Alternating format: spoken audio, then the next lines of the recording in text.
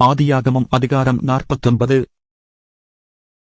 யாக்கோபு தன் குமாரரை அழைத்து, நீங்கள் கூடிவாருங்கள், கடைசி நாட்களில் உங்களுக்கு நேரிடும் காரியங்களை அறிவிப்பேன். யாக்கோபின் குமாரரே, கூடிவந்து கேளுங்கள், உங்கள் தகப்பனாகிய யெசபேலுக்குச் செவி கொடுங்கள். ரோபனே, நீ என் சேஷ்டபுத்திரன், நீ என் சத்துவமும் என் முதற்பெலனுமானவன், நீ மேன்மையில் பிரதானமும் வல்லமையில் விசேஷமுமானவன். தண்ணீரைப் போல தளம்பினவனே, நீ மேன்மை அடைய மாட்டாய். உன் தகப்பனுடைய மஞ்சத்தின் மேல் ஏறினாய், நீ அதை தீட்டுப்படுத்தினாய், என் படுக்கையின் மேல் ஏறினானே. சிமியோனும் லேவியும் ஏக சகோதரர், அவர்களுடைய பட்டயங்கள் கொடுமையின் கருவிகள். என் ஆத்துமாவே, அவர்களுடைய இரகசிய ஆலோசனைக்கு உடன்படாதே.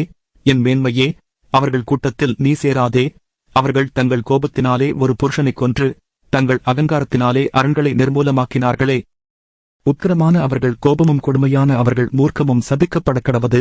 யாக்கோபிலே அவர்களைப் பிரியவும், யெசபேலிலே அவர்களைச் சிதறவும் பண்ணுவேன்.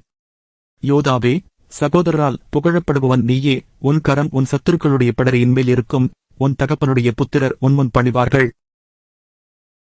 யோதா பாலசிங்கம், நீ இரை கவர்ந்து கொண்டு ஏறிப்போனாய். என் மகனே, சிங்கம் போலும் கிழச்சிங்கம் போலும் மடங்கிப் படுத்தான். அவனை எழுப்புகிறவன் யார்?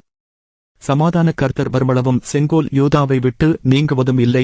நியாயப்பிரமாணிக்கன் அவன் பாதங்களை விட்டு ஒழுவதும் இல்லை. ஜனங்கள் அவரிடத்தில் சேருவார்கள். அவன் தன் கழுதைக் குட்டியை திராட்சைச் செடியிலும், தன் கோழிகைக் கழுதையின் குட்டியை நற்குல திராட்சைச் செடியிலும் கட்டுவான்.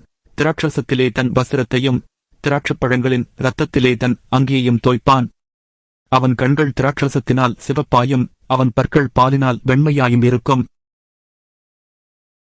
செபுலோன் கடல்துறை அருகே கூடியிருப்பான். அவன் கப்பல் துறைமுகமாயிருப்பான். அவன் எல்லை சீதோன் வரைக்கும் இருக்கும்.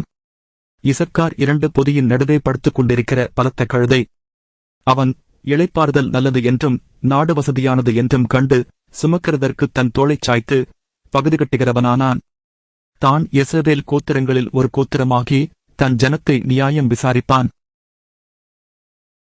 தான் குதிரையின் மேல் ஏறியிருக்கிறவன் மல்லாந்து விழும்படியாய் அதன் குதிகாலைக் கடிக்கிறதற்கு வழியில் கிடக்கிற சர்ப்பத்தைப் போலவும் பாதையில் இருக்கிற விரியனைப் போலவும் இருப்பான்.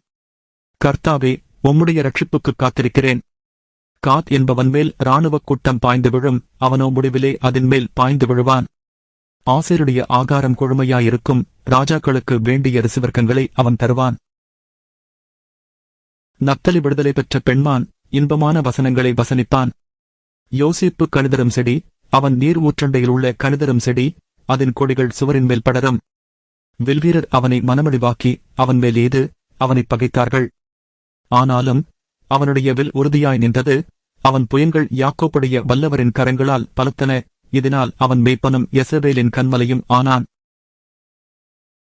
உன் தகப்பனுடைய தேவனாலே அப்படியாயிற்று. அவர் உனக்குத் துணையாயிருப்பார். சர்வவல்லவராலே அப்படியாயிற்று. அவர் உயர வானத்திலிருந்து உண்டாகும் ஆசீர்வாதங்களினாலும், கீழே ஆழத்தில் உண்டாகும் ஆசீர்வாதங்களினாலும், ஸ்தனங்களுக்கும் கற்பங்களுக்கும் உரிய ஆசீர்வாதங்களினாலும் உன்னை ஆசீர்வதிப்பார். உன் தகப்பனுடைய ஆசீர்வாதங்கள் என் பிதாக்களுடைய ஆசீர்வாதங்களுக்கு மேற்பட்டதாயிருந்து நித்திய பர்வதங்களின் முடிவு மட்டும் எட்டுகின்றன. அவைகள் யோசேப்புடைய சிரசின் மேலும் தன் சகோதரரில் விசேஷித்தவருடைய உச்சந்தலையின் மேலும் வருவதாக. பென்யமீன் பெறுகிற ஓனாய் காலையில் தன் இரையை பட்சிப்பான், மாலையில்தான் கொள்ளையிட்டதைப் பங்கிடுவான் என்றான். இவர்கள் எல்லாரும் யெசபேலின் 12 கோத்திரத்தார். அவர்களுடைய தகப்பன் அவர்களை ஆசீர்வதிக்கையில் அவர்களுக்குச் சொன்னது இதுதான். அவனவனுக்குரிய ஆசீர்வாதம் சொல்லி அவனவனை ஆசீர்வதித்தான். பின்னும் அவன் அவர்களை நோக்கி, நான் என் ஜனத்தாரோடே சேர்க்கப்படப் போகிறேன். ஏத்தியனான எப்பெரோனின் நிலத்தில் உள்ள குகையிலே என்னை என் பிதாக்களண்டையிலே அடக்கம் பண்ணுங்கள் என்று கட்டளையிட்டு, அந்த குகை கானான் தேசத்திலே மம்ரேக்கு எதிராக மக்பேலா என்னப்பட்ட நிலத்தில் இருக்கிறது.